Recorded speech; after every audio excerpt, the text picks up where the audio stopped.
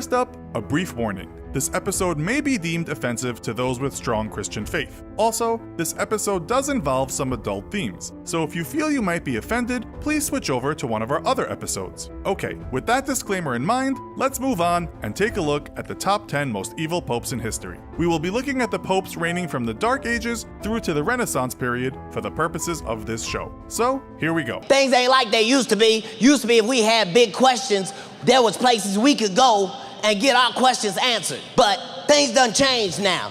If you want to know some answers, you got to find them out yourself.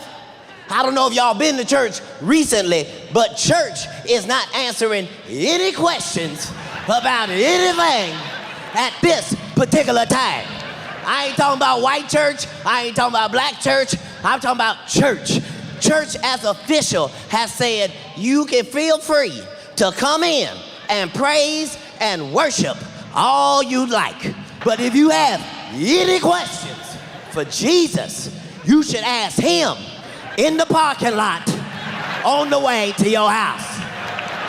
As Christianity eventually flourished and spread throughout the Western world, things became complicated. As the faith's popularity rose, so did the power vested in those who sat in the papal seat. Nowadays, we view the Pope as one who guides by example, leading a simple, ethical, and moral life. Yet, over the 2,000 years of the Vatican's existence, not all popes have been so highly praised as our current Pope Francis. Some have been greedy, vicious, and downright evil. Some have even been murderers and rapists. With power often comes greed and corruption, and the history of the papacy is splattered with more blood and bodily fluids than an episode of Game of Thrones.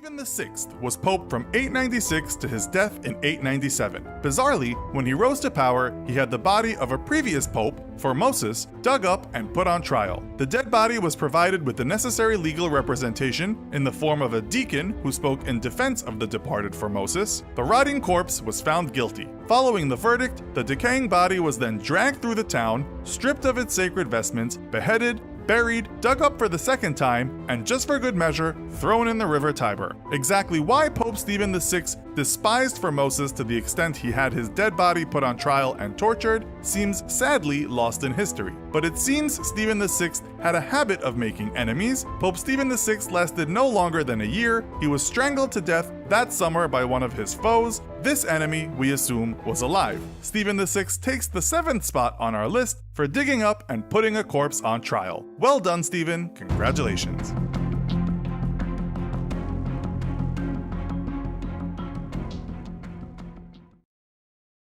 John XII was the head of the Catholic Church from 955 to his death in 964. He came from a powerful Roman family that had dominated the papacy politically for over 50 years. John XII didn't have a good reputation, quite the opposite. He was infamous for his alleged depravity and the wayward manner in which he conducted himself. He became pope between the age of 18 and 25, and it has been said in numerous reports that he swiftly set about raping and generally engaging in sexually deviant behavior from the moment he rose to power, selling off ecclesiastical lands to fund his immoral lifestyle. Pope John XII was eventually killed by a jealous husband who found the Pope in bed with his wife. This Pope finds himself at number 4 on our list for his sexual deviant behavior and general irresponsibility. Well done, John.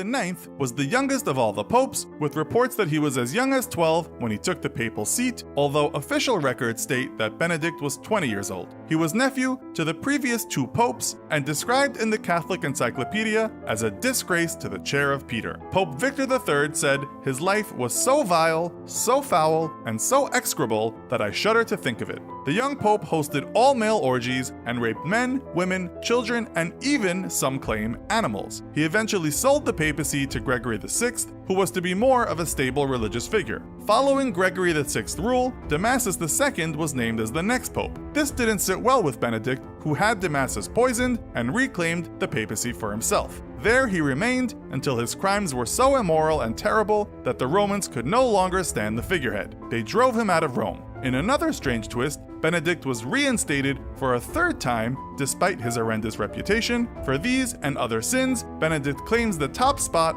in our evil pope list.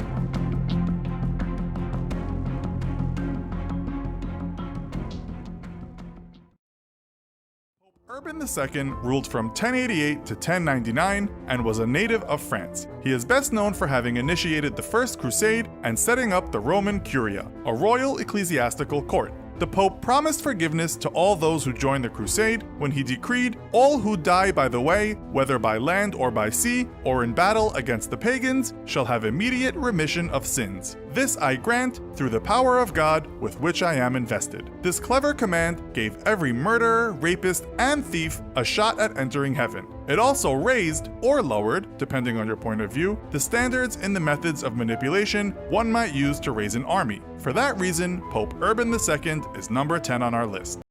Pope Urban II orders the First Crusade, November 27, 1095. In November 1095, the Pope Urban II held a speech at the Council of Clermont, calling for a war of liberation. The war was to be waged by volunteers who vowed to fight. By calling all Christians to war against the Muslims to defend the Byzantine Empire and potentially reclaim the Holy Land, he gave rise to the Crusades. During the church council at Piacenza in northern Italy in the first week of March that year, an ambassador of the Byzantine Emperor, Alexius I, asked for help against the Turks. Their advance across Asia Minor was increasing, and it had brought them within striking distance of Constantinople. The area we now refer to as the Middle East was a point of conflict for the Christians, who made pilgrimages to Jerusalem. However, the Seljuk Turks would now attack those making the arduous journey, and when the Turks took the Holy City, the Christians were barred from entering it. And now the Turks threatened to invade the Byzantine Empire and potentially take Constantinople. Therefore, Alexios and Urban II called upon the Crusaders to retake the lost Byzantine territory, to protect the Holy Land. It was not the first appeal of this kind, but for the Pope, it came at an important time. For quite some time, the papacy had been worried about the disintegration of Christendom's eastern frontier. The Pope's response upon hearing this news from the ambassador was not spontaneous.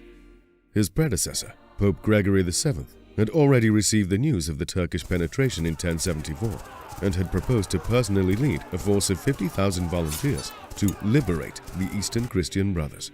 He argued that with an army this big, they might even push onto the Holy Sepulchre in Jerusalem. But it never came this far while Gregory was still Pope. The Schism of 1054 had divided Christendom into 2 separate branches, a Western Latin branch and an Eastern Greek one. From the beginning of his pontificate, Pope Urban II had been in touch with the Byzantine Emperor, with the aim of improving the relations between the Latin and Greek churches. The call for aid from the Byzantine Emperor provided an amazing opportunity for the Pope. While fighting to take back the Holy Land, he might even be able to quietly unite Christian Europe under papal control once more. The Pope called for the Council of Clermont in France and held his speech, in which he aimed to gain the necessary support for the expensive and extreme expedition.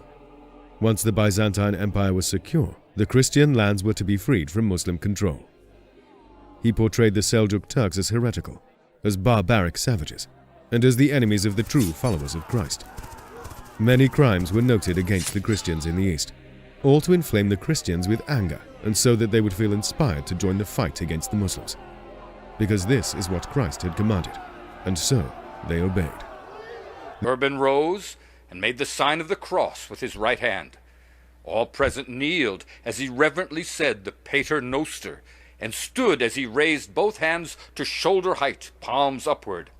He turned to the bishop and grimaced, The richly robed cleric stepped forward and took the heavy crown and replaced it with a mitre covered with embroidered cloth of gold. The Pope took his place at the lectern at the front of the dais, warming to the audience with self-deprecating anecdote.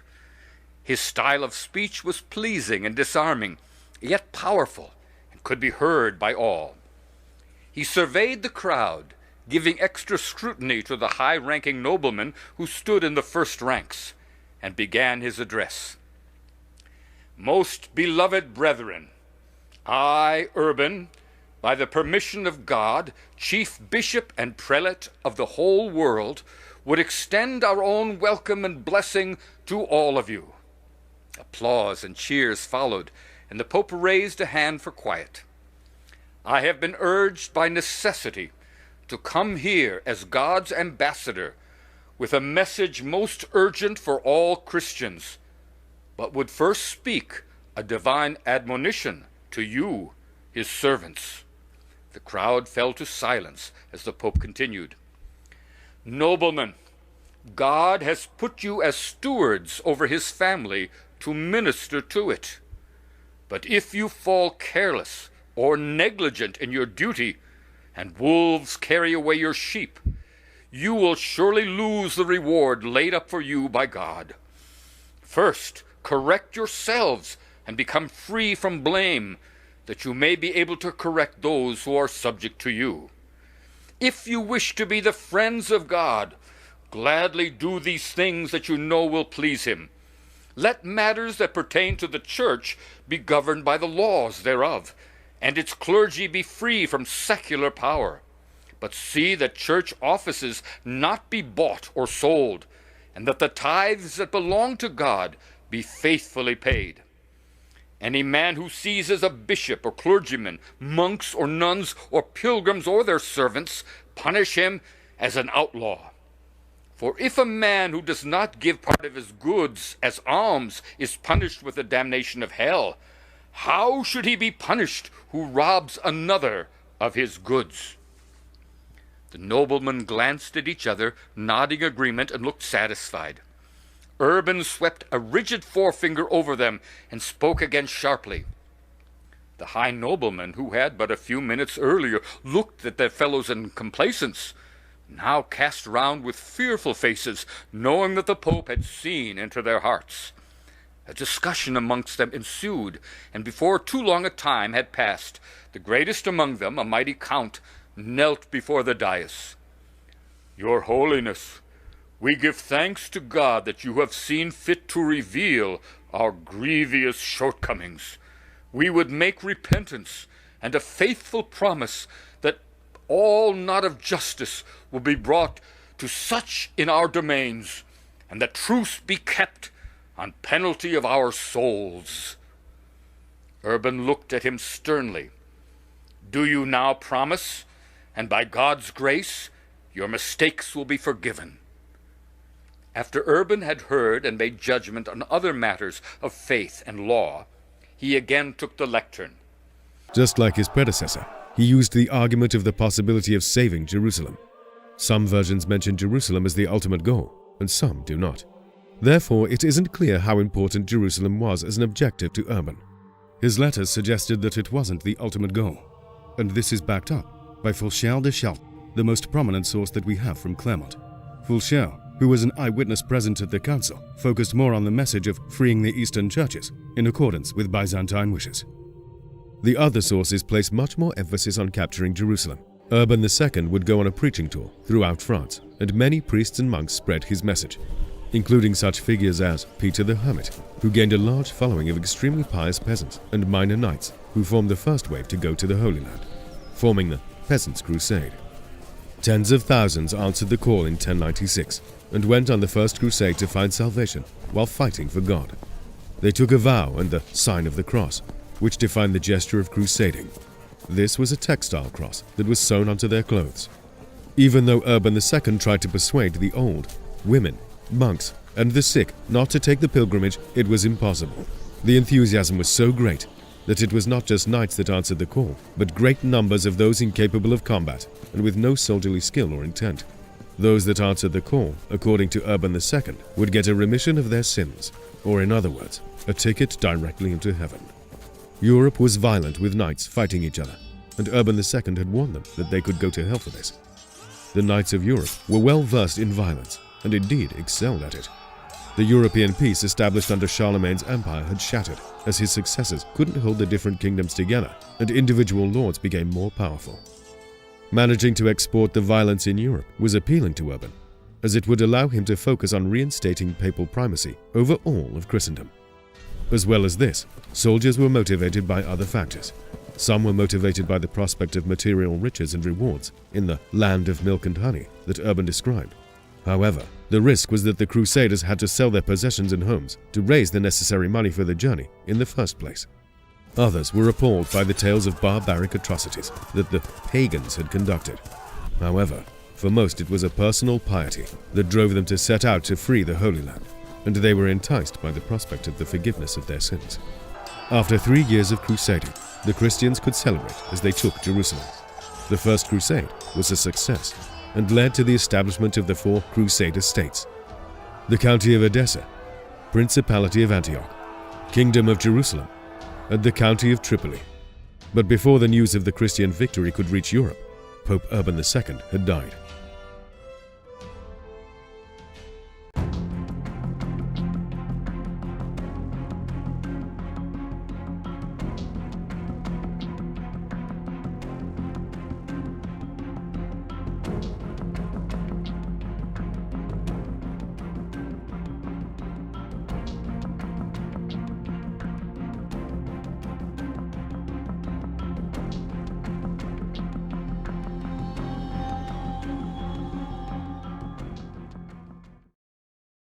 Boniface VIII was born Benedetto Caetani and was pope from 1294 to his death in 1303. He held the first Jubilee year in Rome and declared both spiritual and temporal powers were under the people's jurisdiction. Kings, he claimed, were beneath the power of the Roman pontiff. Boniface VIII waged wars, sacked cities, and generally collected as much cash as humanly possible. Boniface even appears in Dante's Divine Comedy. The author places Boniface in the 8th circle of hell for the crime of selling off ecclesiastical privileges. 16th century French author François Rabelais also wrote Boniface into hell in his work Gargantua and Pantagruel. He pictures the evil pope skimming scum from soup bowls. He makes it into our list of evil popes at the reasonably devilish number 3, with extra points for making it into the pages of 2 major works of literature.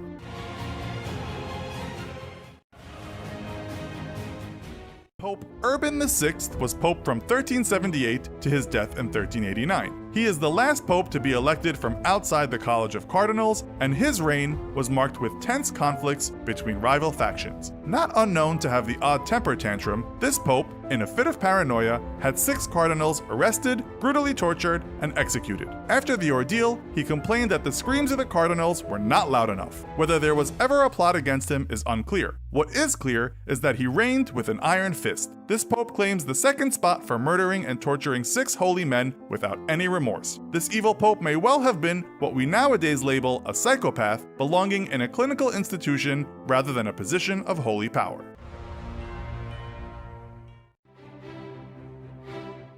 Pope Alexander VI was born Rodrigo de Borja. This Spaniard was pope from 1492 until his death in 1503 and was well known for his libertine attitude. His rich merchant family bought Alexander the post. He is certainly the most controversial of the Renaissance popes, partly owing to the fact that he admitted fathering several children from his various mistresses. Alexander was said to be gifted with the quality of being a smooth talker and of choice eloquence. Beautiful women were attracted to him and excited by him in a remarkable way, more strongly than how iron is drawn to a magnet. He hosted the most lavish orgies that the Vatican had ever known. As many as 50 prostitutes entertained in one session, with clergymen hired to act as both participants and voyeurs to the event. He kept count of the number of times his entourage sinned at these soirees. Rumor has it he slept with his daughter before marrying her off to rich merchants. He then declared the marriage void, being pope he could do such things, and took her back. His bloated corpse led to suspicions that the Pope had been poisoned by his son, Caesar, although other sources claim the Pope's death was due to malaria,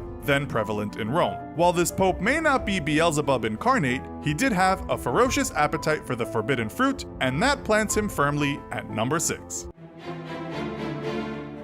Pope Leo X was the son of Lorenzo the Magnificent, the ruler of the Florentine Republic. He reigned as pope from 1513 to 1521 and is probably best remembered for his patronage of the arts. He was loose with the cash and winded up selling a kind of ecclesiastical insurance policy that guaranteed relief from damnation following the death of the donator. He borrowed and spent money without much in the way of circumspection, claiming, "Since God has given us papacy, let us enjoy it." He has earned his place at number 9 in our gallery of rogues for selling divine privileges for cold hard cash, which if you think about it, is seriously immoral, if not totally evil. Pope Paul III came to the papal throne following the 1527 sack of Rome. He had allegedly murdered both his mother and his niece as a means to inherit the family's wealth prior to becoming pope. He was also known to eliminate antagonists by strangulation. Those who crossed him did so carefully. The famed love of his life was his daughter Constanza Farnese, but quite how close their relationship was, we couldn't say. On the one hand, he was strictly against corruption, but on the other hand, he taxed Rome's prostitutes. He was a man of many hats and a great patron of the arts. Michelangelo's Last Judgment was produced in the Sistine Chapel during his reign. Paul also commissioned Michelangelo to paint the crucifixion of St. Peter and the conversion of St. Paul. So while Paul earns evil points for perhaps killing his family members, having an alleged incestuous relationship with his daughter, and having his enemies strangled, he loses evil points for his patronage to the arts and sits in the 5th spot of our evil popes list.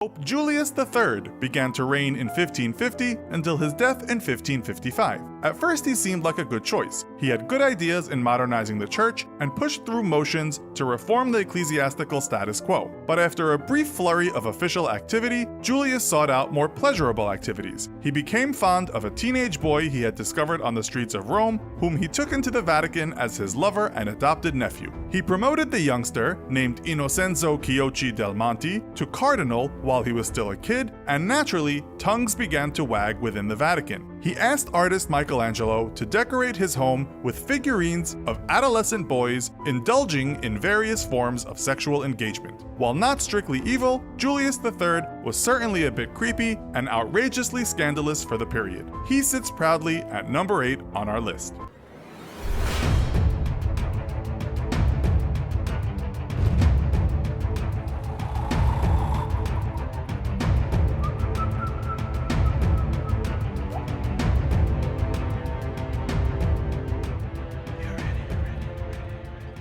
Berlin is the scene of a wedding which is immensely popular in Germany. After a civil ceremony, General Goering, the Premier of Prussia, drives with his bride, Frau Emma Sonnemann, the famous opera singer, to the cathedral. The bride enters alone.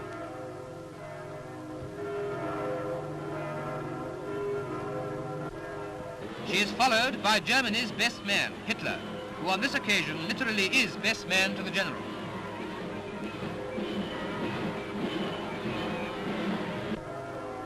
As the couple leave the cathedral, they are greeted by the roar of tens of thousands of Germans amid scenes of amazing and unprecedented enthusiasm, which recall the pomp of the old imperial regime.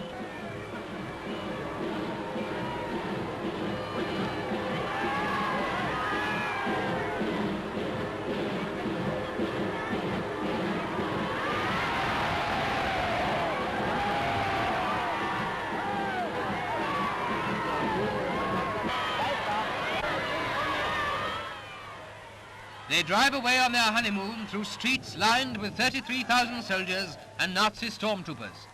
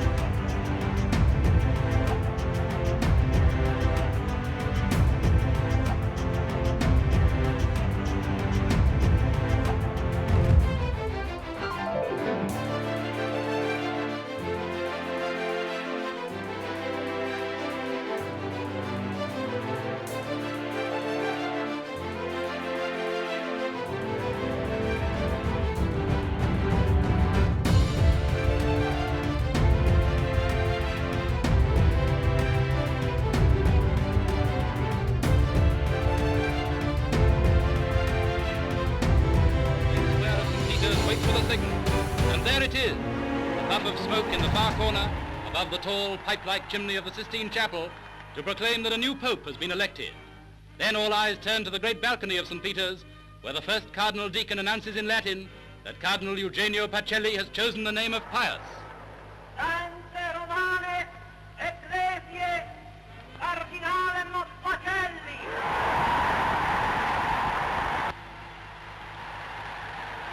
Tibi nomen imposuit Fium.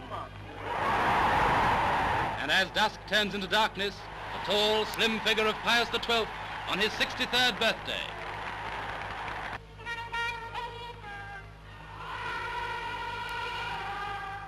Since he was first ordained 49 years ago, Eugenio Pacelli was trained as a statesman and diplomat of the Church. As Papal Secretary of State, he has carried out great missions abroad, as when he visits France for the celebration of the Holy Year. During the Great War, as nuncio in Germany, he was often a go-between among warring nations. Twice he has crossed the Atlantic and has met President Roosevelt. His election as Pope with unprecedented speed.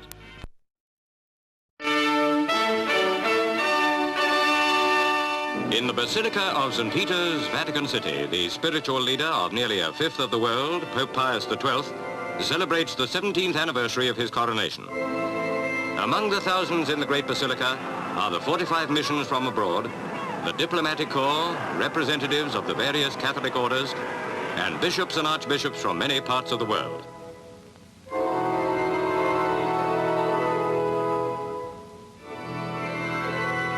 Normally, the anniversary is celebrated on a smaller scale in the Sistine Chapel, but this is a special occasion because it is the first time in 3 years the Pope's health has permitted him to be present, and also because it follows the celebration of his 80th birthday.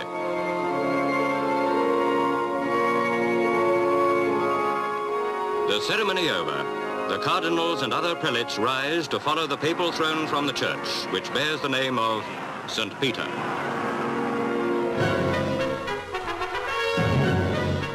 The Papal Guard is on parade for the arrival of Prince Rainier and Princess Grace of Monaco, who are paying an official visit to Pope Pius XII. When His Holiness grants audience to a head of state, even of such tiny a state as Monaco, the ceremonial is long and formal.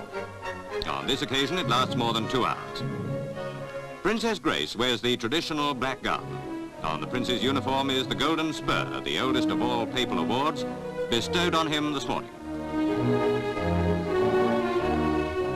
At the end of the audience, the Pope gives his blessing to the royal couple.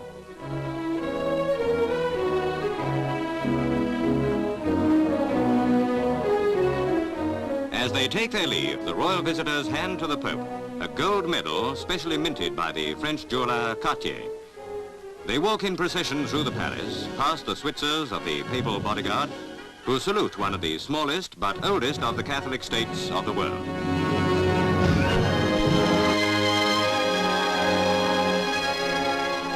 It is a very rare occurrence for Pope Pius XII to leave the Vatican, so thousands gather to watch when His Holiness visits the Capranica College, where he himself studied as a young seminarist more than 60 years ago.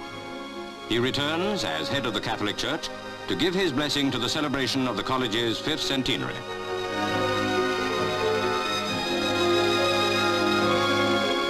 The Pontiff visits many of the rooms where so long ago he prepared for a devoted career, which was ultimately to bring him to the throne of St. Peter. Dignitaries of church and state are present when Pope Pius XII hands to the college a beautiful miniature triptych of the crucifixion, a personal gift to the ancient foundation from one of the greatest of its sons.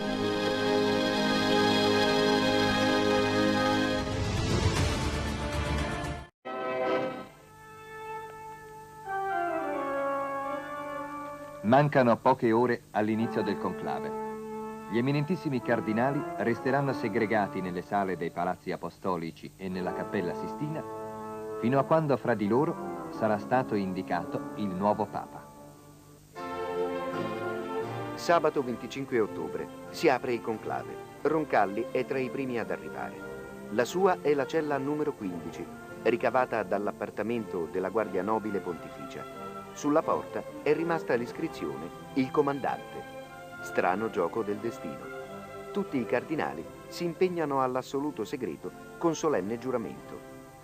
Quindi viene intimato l'extra omnes, ossia il fuori tutti, rivolto agli estranei. Alle 18:08 il rintocco della campana. Roncalli non la sente. Entra per ultimo nella Cappella Sistina, ansimante, con passo affrettato. Ora cominciano i veri giochi, le strategie, le alleanze. Come sarà il nuovo Papa? Un politico o un pastore? Conservatore o innovatore? Ancora una volta italiano o straniero? I cardinali sono 53. 2 di essi muoiono prima del conclave, nell'interregno. 24 di loro sono più vecchi di Roncalli.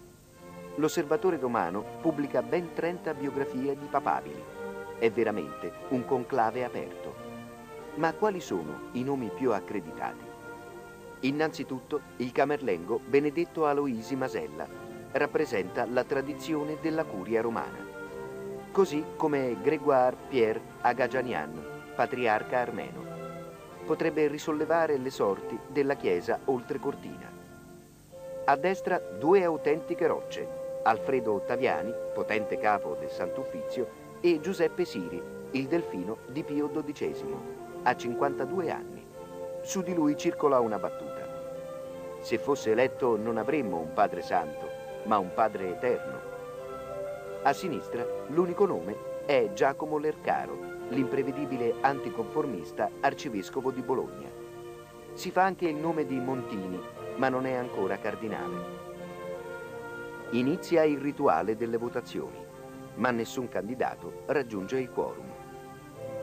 Si fa strada l'ipotesi di un papa di transizione, un papa in età avanzata, un tranquillo anello di congiunzione tra un pontefice della gigantesca statura di Pacelli e un altro pontefice possibilmente di altrettanta statura. Molti guardano all'anziano patriarca di Venezia, unico rivale resta Agagianian. Più tardi Papa Roncalli rivelerà: i nostri nomi si avvicendavano or su or giù, come i ceci nella vignatta. Martedì 28 ottobre è il giorno decisivo. Alle 4 del pomeriggio la campanella lo richiama nella Cappella Sistina per l'11° scrutinio.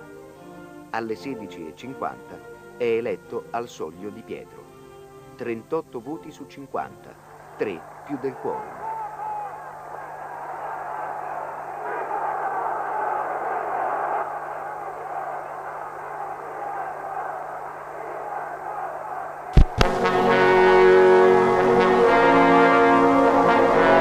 Early morning, St. Peter's Square filled with devout people, drawn by one of the highest ceremonies of the Catholic Church, the coronation in St. Peter's Basilica of the new Pope. The Supreme Pontiff was carried by 12 bearers in the gestatorial chair towards the high altar, at which he was to celebrate the solemn pontifical mass, the central magnificence of the coronation 4-hour ceremonial. Hitherto the Patriarch of Venice, under the title Cardinal Roncalli, he was now elected the Vicar of Christ, the 263rd legitimate successor to the throne of St. Peter.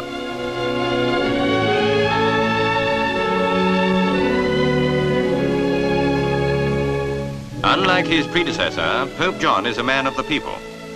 In the Basilica to see his coronation were his 3 brothers, his sister, his nephews and nieces, all from his birthplace, the Alpine village of Sotto il Monte.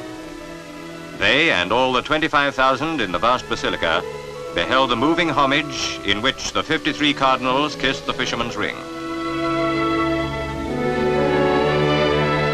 In his address, the Pope explained the Roman doctrine that none could enter the fold of Christ except under pontifical guidance.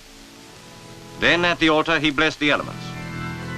Here, celebrated with utmost splendor, was the Mass, the highest expression of the adoration of Christ, a solemn moment when all his children are equal in his sight.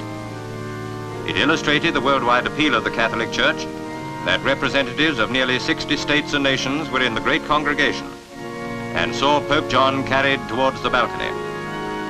There, in full view of the devout throng of 200,000, was to come the crowning ceremony itself. Pope John is nearly 77, but he showed no sign of strain or fatigue. The son of a peasant farmer, he is now the supreme head on earth of the Catholic Church. With simplicity, he had told the congregation in St. Peter's that he regarded himself as the guardian of his flock.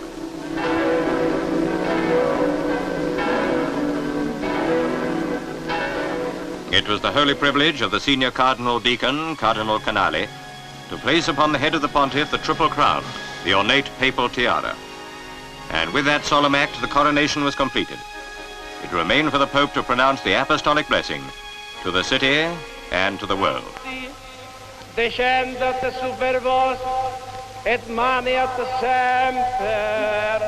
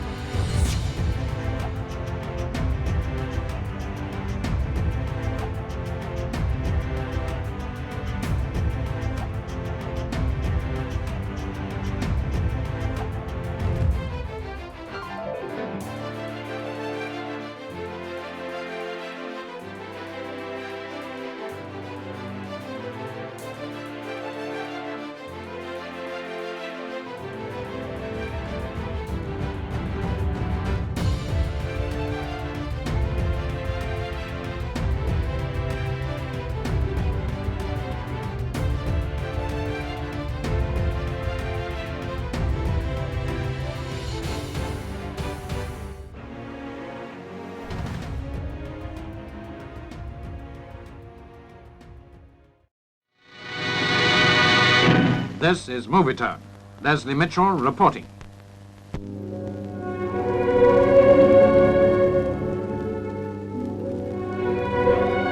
People all over the world, in every country, of every faith, join in mourning the untimely death of Pope John. He was universally respected and loved above all things for his humanity.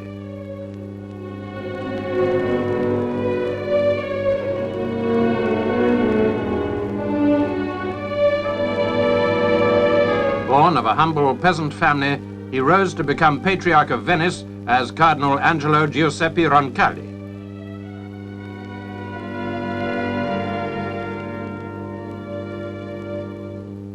He was elected and crowned Pope in 1958, the first Pope to bear the name John for 600 years.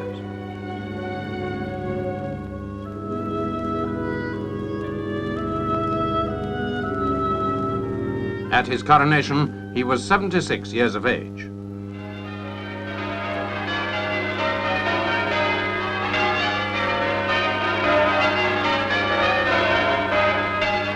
His many informal trips outside the Vatican underlined his reputation as the most accessible Pope of modern times.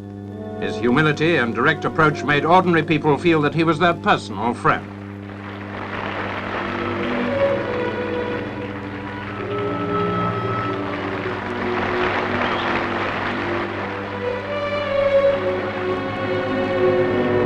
A highlight of his brief reign was the convening of the Ecumenical Council, the first for nearly 100 years.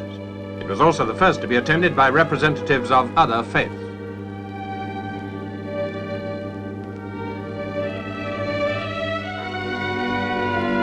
Largely due to his personal influence and efforts, this council has made the cause of Christian unity not only a possibility, but an accepted goal.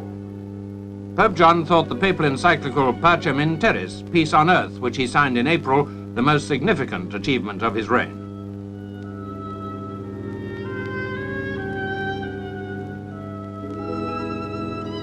It was typical of him that it should be addressed to all men of goodwill and not only the Catholic faithful. He was everywhere acclaimed for the breadth of vision which he brought to the great issues of our time. Hopes of world peace are the poorer for his passing. Pope John started great things, but sadly has not lived to see them come to fulfillment. poi un altro segno dei tempi.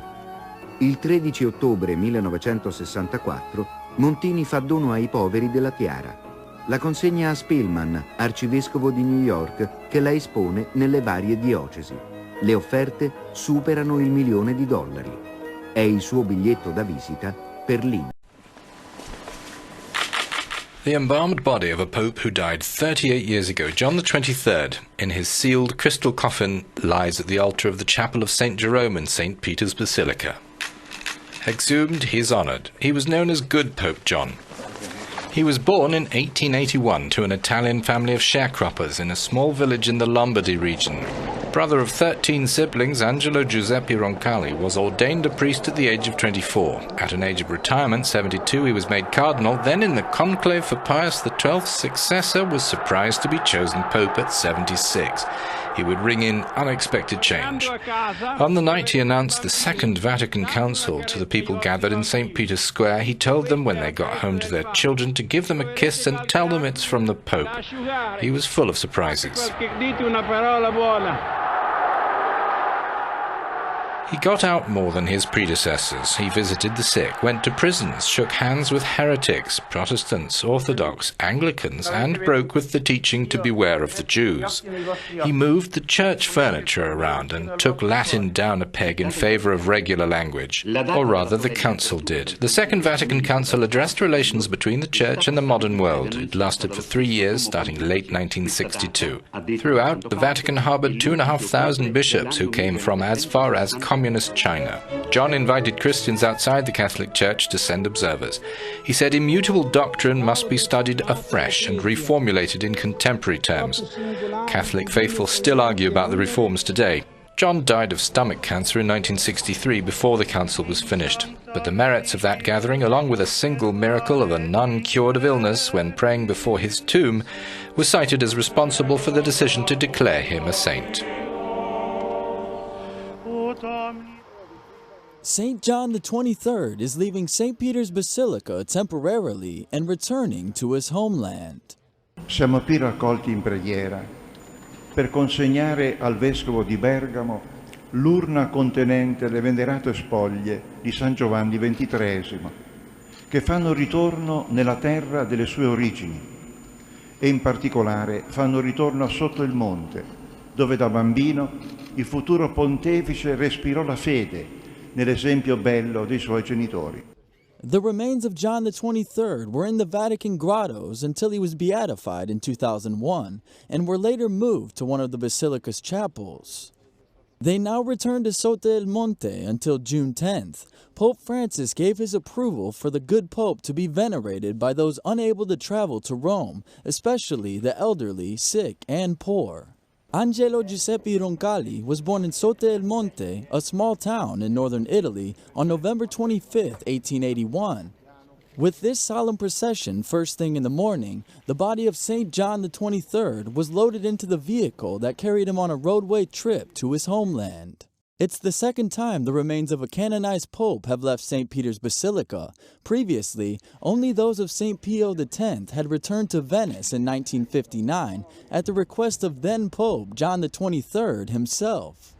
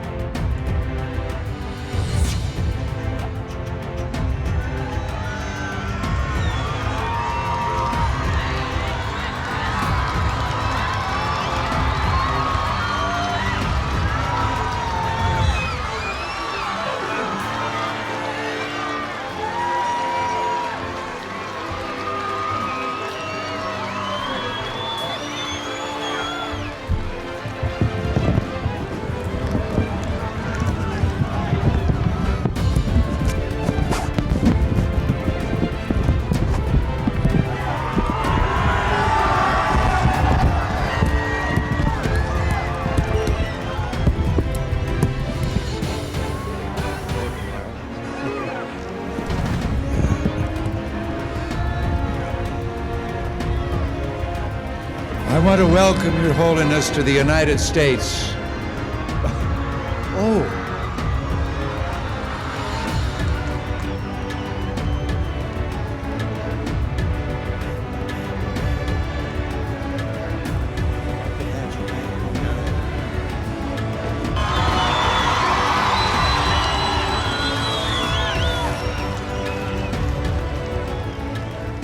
Well, now, I want to welcome Your Holiness to the United States, and on behalf of the American people, say how pleased and privileged we are to have you among us.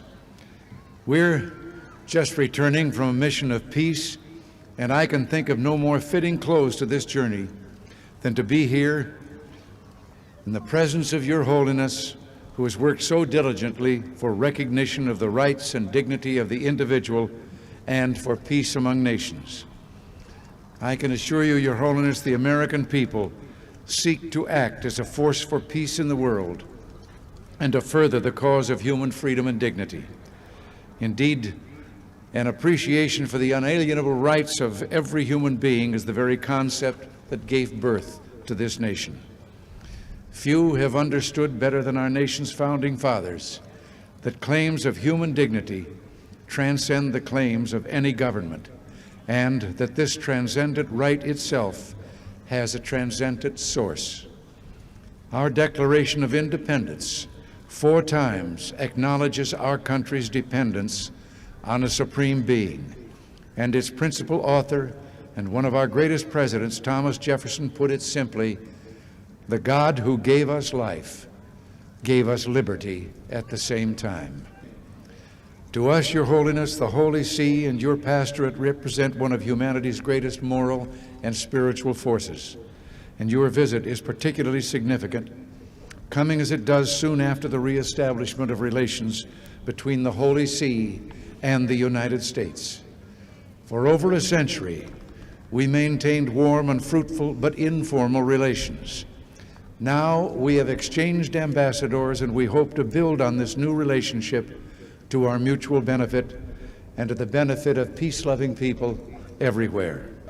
I also want to say how grateful I am for this opportunity to meet personally with you to discuss matters of vital concern to the Holy See and to the United States. We deeply value your counsel and support and express our solidarity with you. On behalf of the American people, I welcome you and I extend to you our warmest greetings.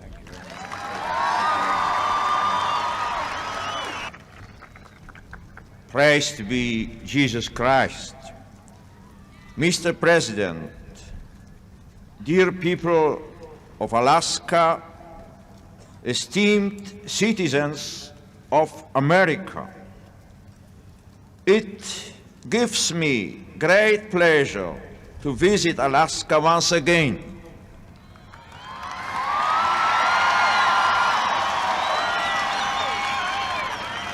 God bless America.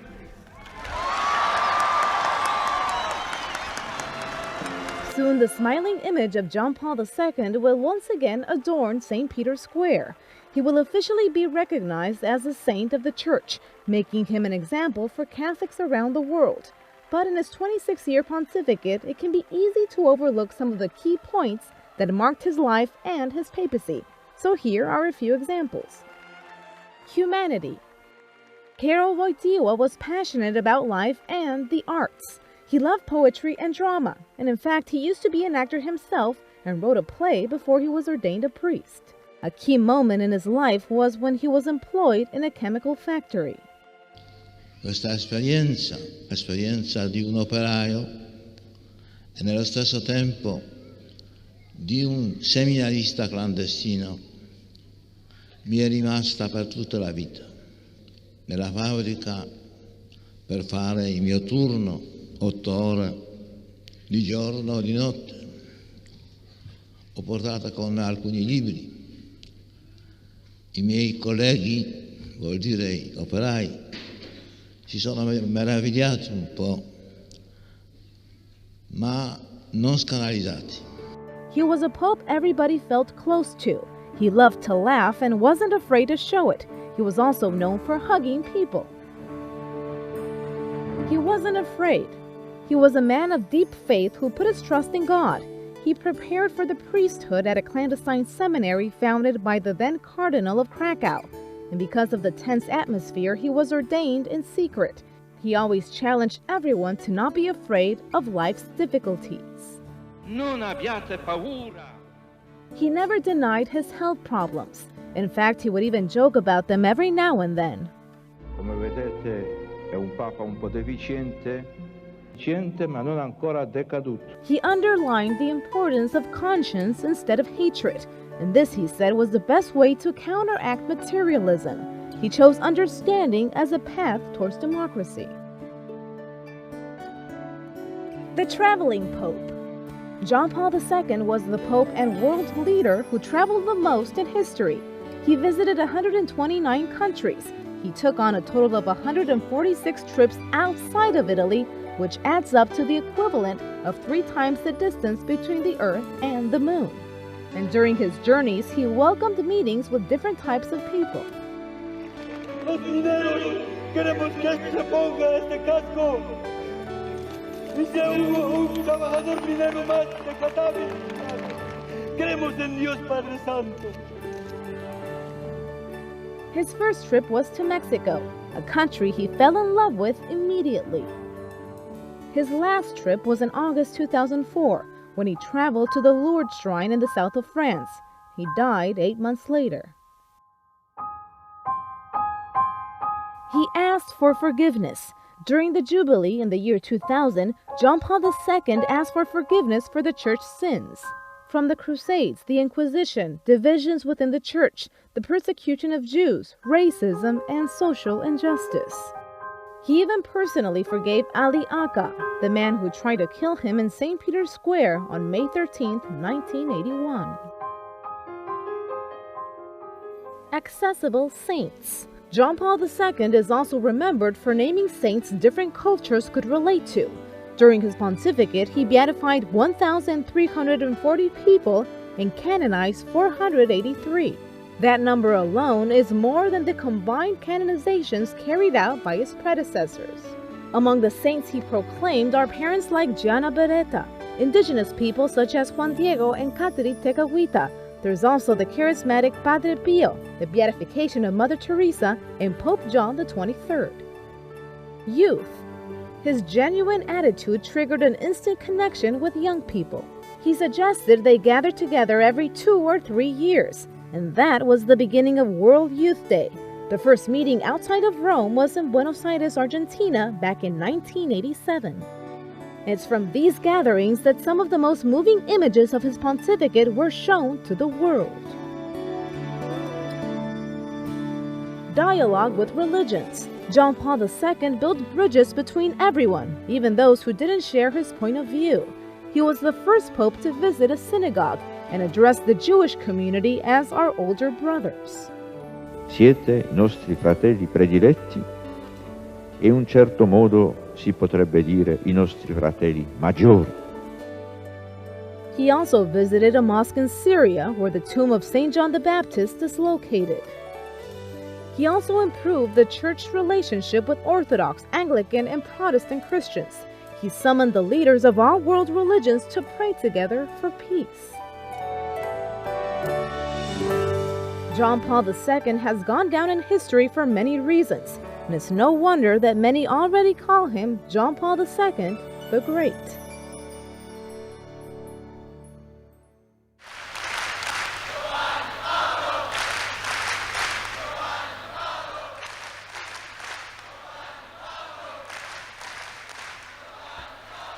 Un joven de 83 años.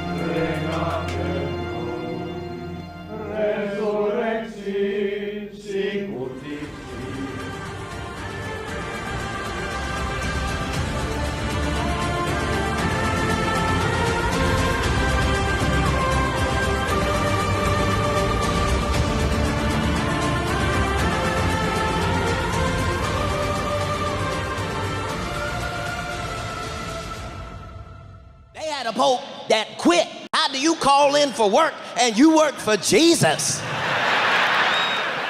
Yeah, Jesus, I'm not even gonna be able to make it today.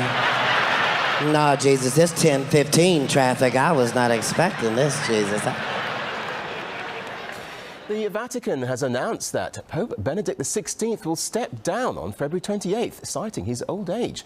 The 85-year-old will become the first head of the Catholic Church to resign from the post in nearly 6 centuries. Let's get more on this now from RT's Tom Barton, live in the studio for us here. Tom, he was only appointed in 2005. What on earth's going on? Why his resignation now?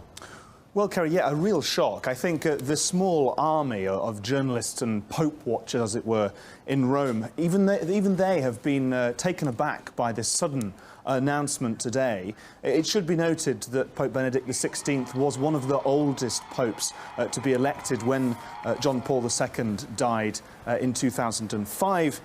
However, he has said today, I do not have the mental and the physical strength anymore to continue my duties. I see that my job needs those qualities and I no longer have them, so I'm stepping down. Now, his time at the Vatican has been marred by a string of scandals, hasn't it? I mean, tell us about that. It has indeed. It's certainly been a difficult time. Pope Benedict said, was recorded to have said that he didn't really want the job of Pope, and what a time to have been in that position, fending off scandal after scandal that the Church has been, the Catholic Church has been mired in. Overarching them all, the child abuse sex scandal involving a number of priests around the Catholic Church, and he having to fend off that to try and bolster the reputation of the Church, which really took a battering because of that crisis. We've also got VatiLeaks. A lot of leaked information about power struggles and possible corruption inside the Vatican. The Vatican itself responding angrily to that, saying that the media was trying to play Dan Brown, the popular author who wrote the novel Angels and Demons, sort of insinuating that kind of thing going on inside the Vatican. And then we've got the Vatican Bank itself, allegations there that bank may be connected with dodgy bank accounts to the Italian mafia itself. So a really difficult period to be Pope. Pope Benedict II, the 16th, also trying to, as well as bolster that reputation, try and modernise the Church a bit, had his own Twitter account, got upwards of 1 million followers. However, big questions will be asked in the coming weeks as the new Pope is being chosen about who should lead the Church and about the future of the Catholic Church in this great time of troubles, as the outgoing Pope has said himself. Big questions indeed. OK, Tom Barton, thanks a lot for that for now. Thank you. Just saying, gotta be able to laugh. I joke with the church, but you gotta believe in something for real. You got to find something to believe in. Let me just say that. I can't tell you what to believe. I'll say I'm old-fashioned, I'm a dinosaur. I still believe that there's a God and that if you need him, you could call on him and he will help you just like he be helping me all the time. That's just my own personal opinion.